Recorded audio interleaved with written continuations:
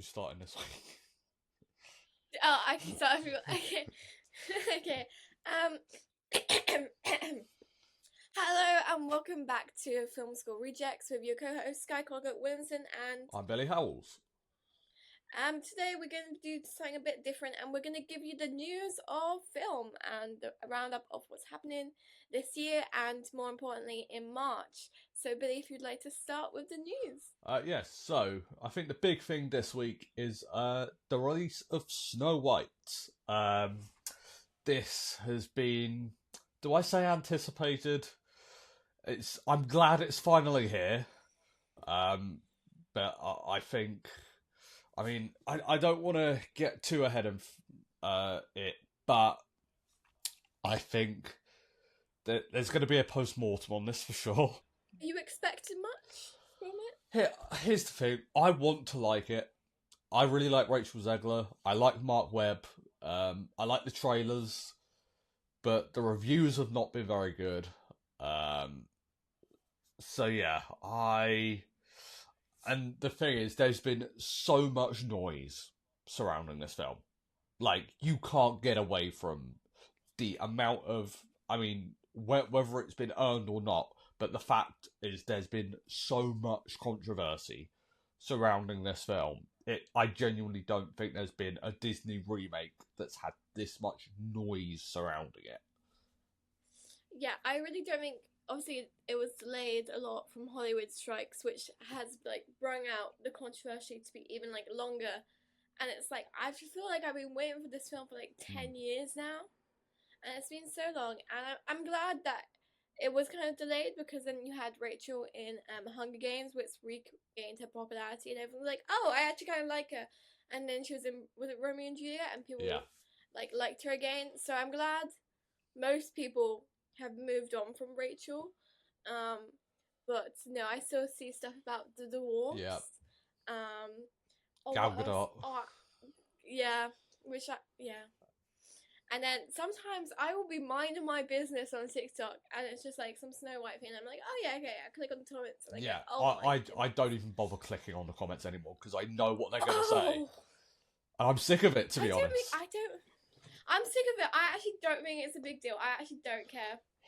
I don't care that they casted Rachel. I think it's fine. Now, here's the thing, right? Before, Rachel was cast or anything like that, how many people really cared about Snow White? Let's be honest. They don't care. Okay, guys, if you really need to watch a really white person play, there is a German version you can watch. Or watch the original. The original hasn't been erased. Yeah, there's an anime. No, it's so ridiculous. It doesn't matter. It's not important to the storyline. Oh my goodness. They keep going, It does it matter? No, it doesn't. Okay? She's a great actress. I think it's fine. I don't think it's going to do as well as The Little Mermaid, which also didn't do very well. Okay, so Snow White, that's the main big release out this week, but the other big release out this week is The Also Nights, starring Robert De Niro in two roles, directed by Barry Levinson, director of Rain Man. Have you seen the trailers for this? No, I've seen the posters everywhere, and everyone keeps asking me if I'm going to see it. I'm going to be honest, guys, I don't think I've ever watched a Robert De Niro film without being forced to. So that's my take on that one. Are you going to see it? Here's the thing with Also Nights, right? On the surface, it sounds like it should be amazing. It's also written by the guy who wrote Goodfellas. And, that guy writing a mob drama sounds like it should be amazing, right? Starring Robert De Niro as well. But the marketing's been shit, I'll be honest. And the reviews, last time I checked, it had a 30-something on Rotten Tomatoes. So I'll be honest, I'm contemplating on whether I even want to see this now. Which breaks my heart because, again, initially I was really looking forward to it.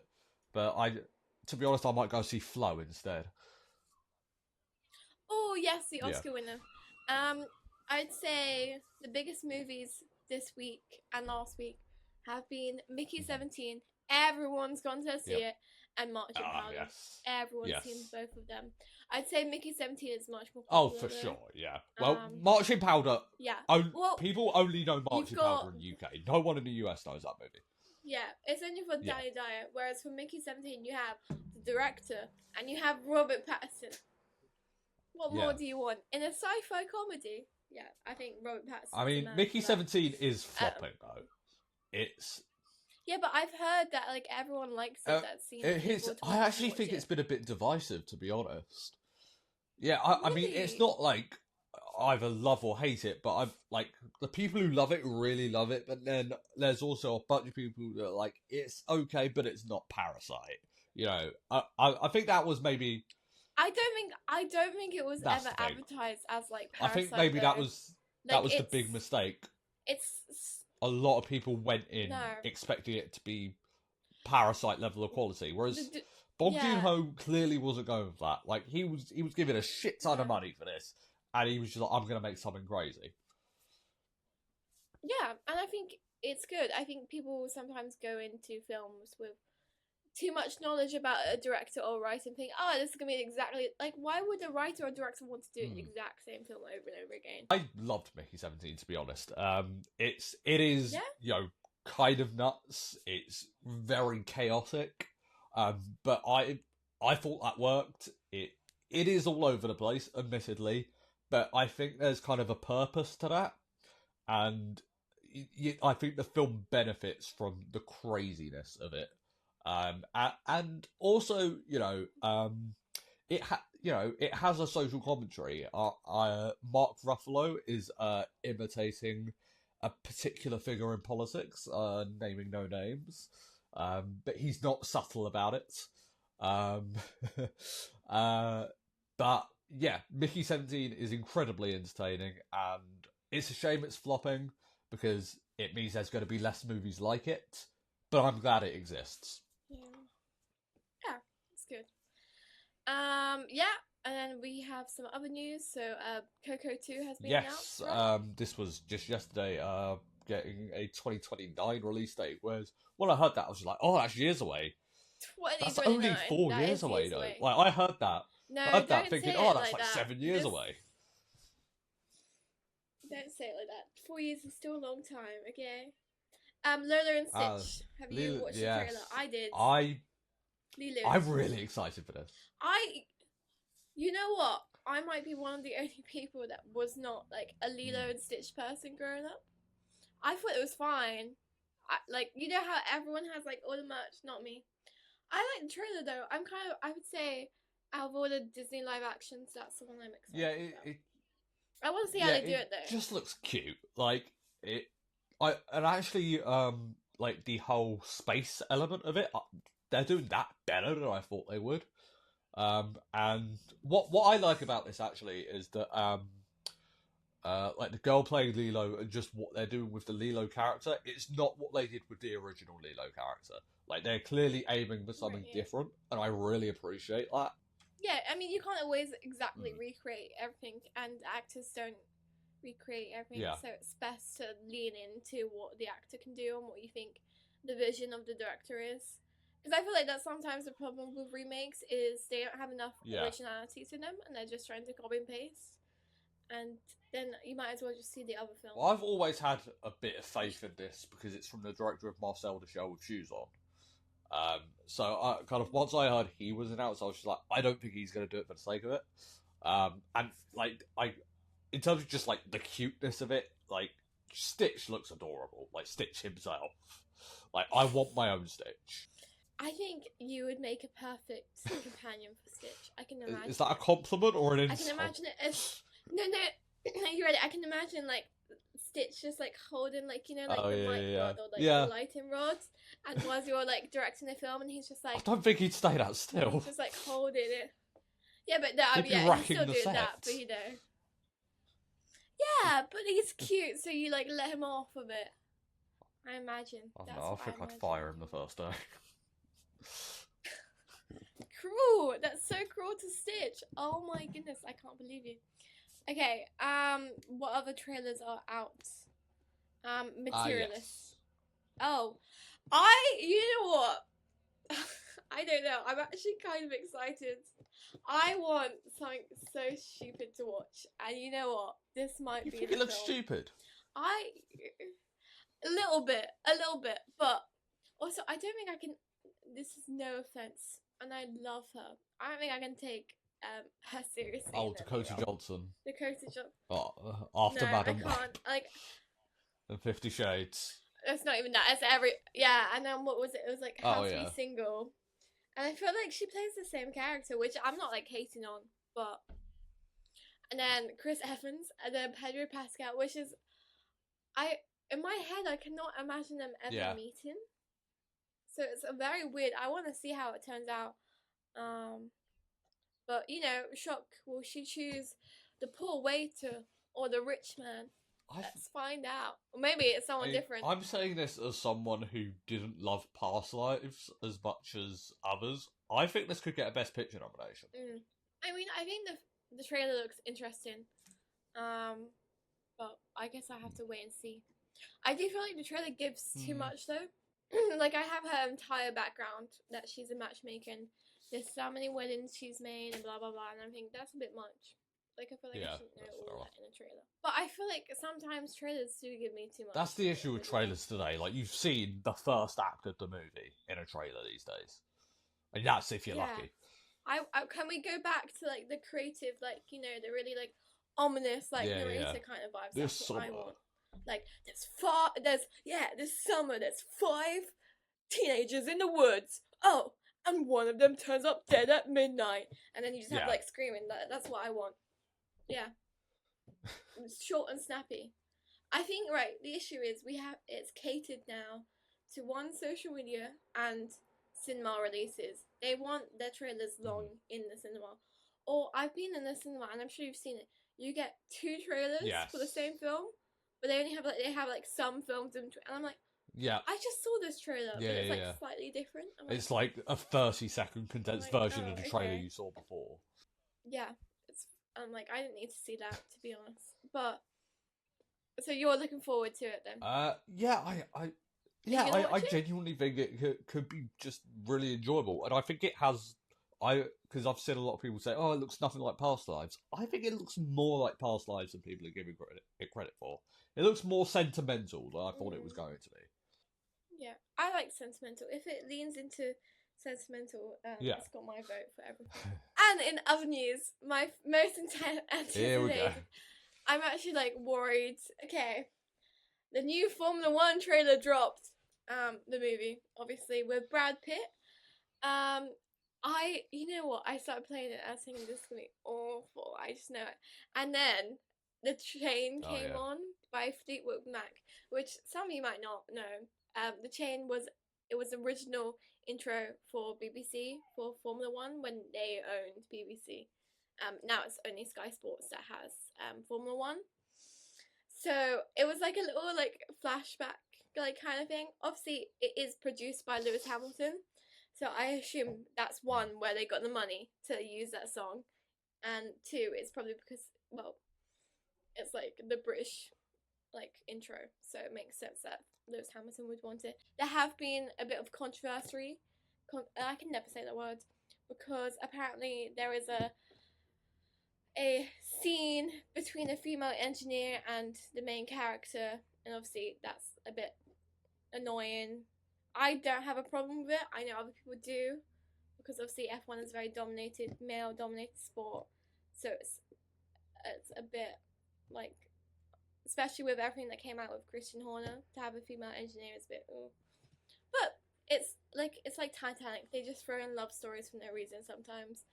I want to judge on it. Are you going to see it? I'm actually quite looking forward to this. It's from the director of Top Gun Maverick, and I adore Top Gun Maverick. That's the main reason I'm looking forward to this movie, to be honest. Because they're kind of implementing the same techniques, where kind of they shot Top Gun Maverick in the actual jets in this film, like they properly put cameras into the Formula One cars. Yes, I love all those shots. There was like one shot in the trailer that was from like the back of a Formula One car driving, and then you saw another Formula One car coming. And I don't think I've ever seen like a scarier shot. Like I've never realized how scary it must be to know there's a Formula One car behind you about to overtake. Yeah. Like that would look super scary. And I like that it's given a new vision to Formula One that we wouldn't normally see, because obviously we see cars on the track, right? But it's like this. we don't see it up close. Like they have like the shaky like halo shots, and I was like, oh my goodness, this is good. I like it. Whether Brad Pitt comes through or not for me, I don't know, but I'm gonna watch it despite Brad Pitt. Okay, in other news, which has also stirred up the internet, and I don't care actually, but other people do. Yes. Amazon gains control of the James Bond franchise. Way. The question is really, all I care about is maybe now it won't sweep the Grammys or the Oscars now. If Amazon owns it, which is why it still will, because they'll get because I swear theatrical every releases. time. And also, right, sometimes the songs are good, but sometimes I think you've only got the Grammy and the Oscar for the best song because it's a James Bond film. How do you feel about Amazon? I am very mixed on it. Here's the thing: the original, Amazon bought Bond like a couple of years ago, so they had Bond when No Time to Die came out, I believe, anyway. So, but Barbara Broccoli and Michael Wilson, who have been in charge of James Bond for, I want to say, 50 years, Amazon have booted them out. Like, they're no longer, like, this, like, James Bond is properly in Amazon's control now, because, like, from what I gather, they were being really picky with them. And I think kind of the tipping point was that Amazon wanted James Bond spin-off shows. The Broccolis didn't want that, which I'm kind of on their side on that. But I read this thing where Jeff Bezos said, I don't care how much it takes, get rid of Barbara Broccoli. And that's kind of what they did. I'm kind of scared now that Amazon has full control, because I feel like they're just... I don't want to say take advantage of it, because obviously you should take advantage of it, James Bond, but unnecessarily do... Milk it. Yes, exactly. Like, we don't need James Bond spin-off shows on Amazon Prime. No one cares. We just want James Bond. But on the other side of things, you know, that there was a lot, a lot of directors left James Bond movies because they didn't feel like they had enough creative control. I believe that's one of the reasons Christopher Nolan didn't do a Bond movie, because, like, Barbara Broccoli... He likes control. Yeah, and, Barbara Broccoli was the one in control. Like, it's kind of like a, Marvel thing. You can direct it, but really Kevin Feige's the one in control, right? So, that I do kind of have some hope that with these new films, that the directors can have some creative control, and maybe that can bring a Christopher Nolan into Bond, hopefully. Because who doesn't want to see a Christopher Nolan directed James Bond film?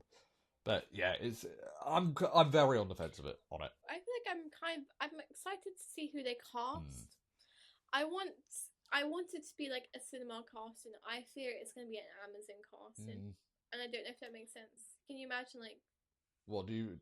Oh, who's that guy that always gets casted by Amazon?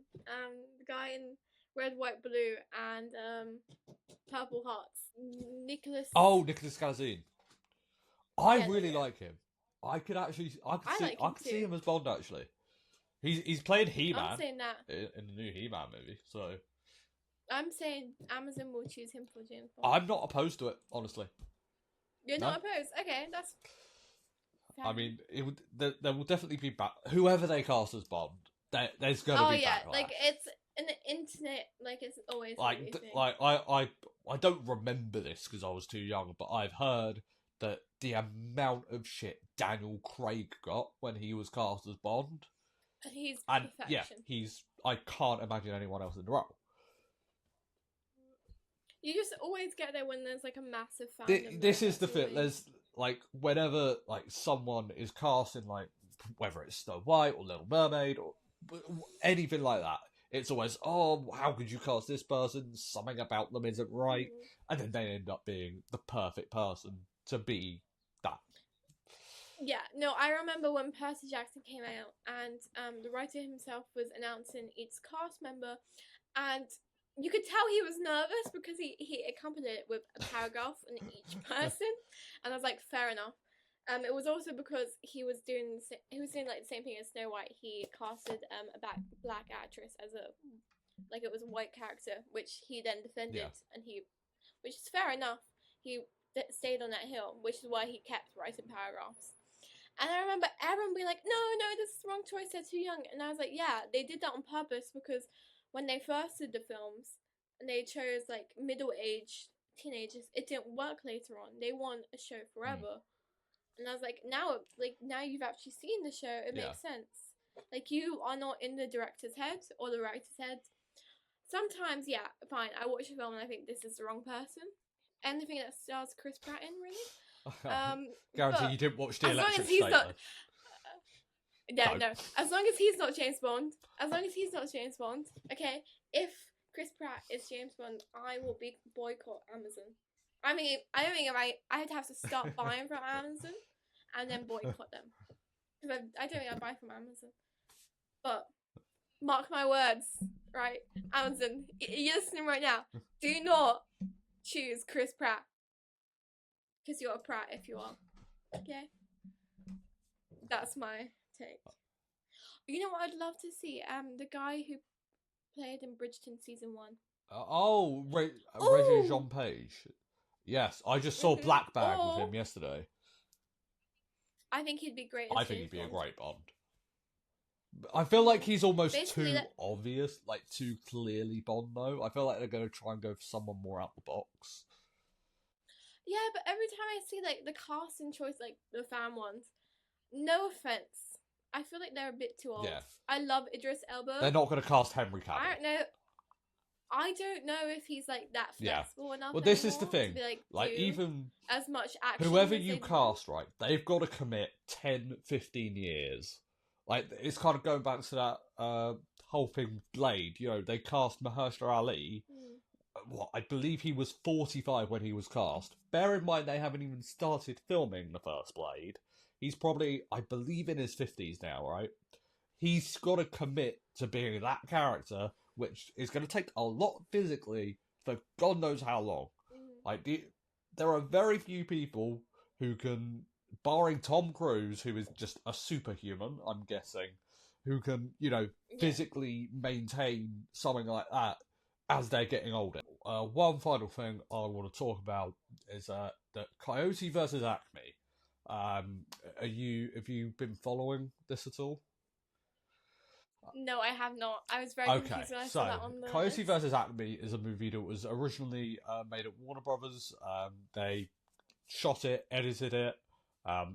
It was basically done, right? And Warner Brothers decided it was one of their movies they were going to scrap for a tax write-off. So they weren't going to release it. And there's been a lot of online backlash towards this, considering, people in the industry who have seen the movie say it's fucking great.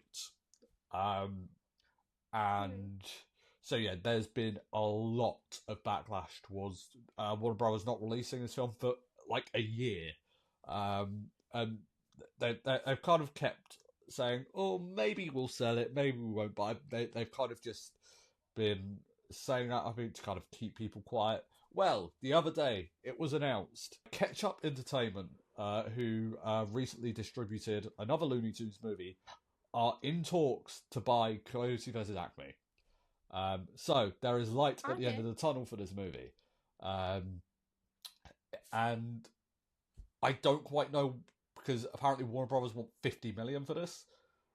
This is like an indie company. I don't know where the hell they're going to get $50 million for this, considering I don't think any of their movies added up have made $50 million. But I'm just happy it's getting released. I think this is a really good thing for the industry. And here's the thing, though. I feel like this movie is going to make no money. It's going to prove Warner Brothers right. But this is a great thing for artists, because the big thing with them cancelling Coyote vs. Acme was that that's not just. I mean, look, I get it was a business decision, right? But it is also art.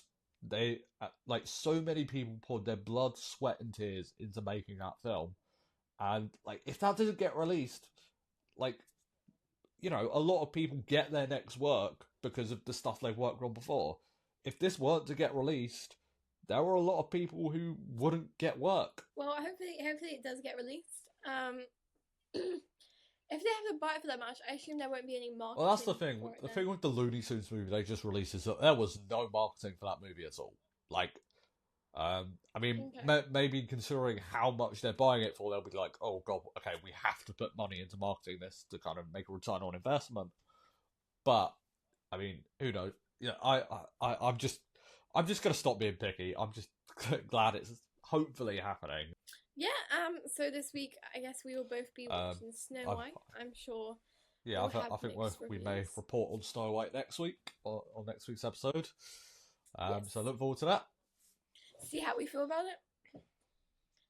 I'm already imagining it, but it's gonna be I think I'm gonna like it more than you, but by how much, like, whether I even like it, we'll see. Yeah, I would be surprised if you like it, I'll be honest. Why? I just feel like it's the kind of film you'll shit on. Offended that you'd ever think of this for me, Billy. Okay, so that's it from us this week. You can find us on Instagram, TikTok, and do we have Twitter? You can't find us on Twitter. No, we don't have Twitter. I hope you enjoyed. We post weekly. Do we have a set day? No, we don't. We do it whenever we want. Sorry. Eventually, maybe we will. Okay, our schedules are kind of busy. Just like the film industry, we have a meeting on Wednesday, and then, we decide when we want. That's exactly what Warner Brothers do. We're no different. Hope you enjoyed. That's me, Skye Williamson, and Billy Howells. Thank you for watching. And we are Film School Rejects. Thank you for watching. Thank you. Bye-bye. Bye.